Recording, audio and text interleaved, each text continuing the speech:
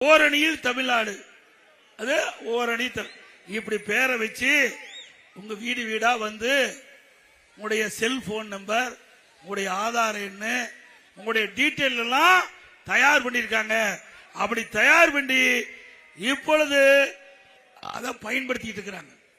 நான் உடனே நீதிமன்றத்துக்கு போனோம். இது தவறு, இது தவறானது. ஒரு பெண்ணுடைய செல்போனை வாங்கி ஆதார எண்ணை வாங்கி அப்படி விவரம் பூரா திரட்டிடலாம்.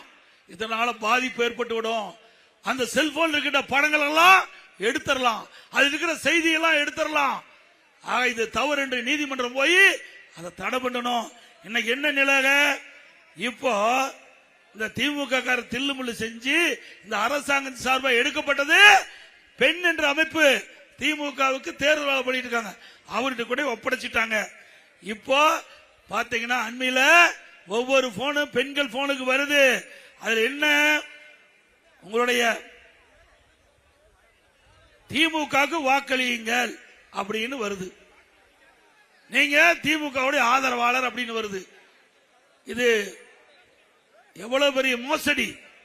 மக்கள் நம்பித்தானே நம்பர் சொன்னாங்க, அரசாங்கத்தை நம்பித்தானே நான் உங்களுடைய விவரத்தை எல்லாம் சொல்லி இருக்கிறீங்க. அரசாங்கம் தவறா பயன்படுத்தலாமா?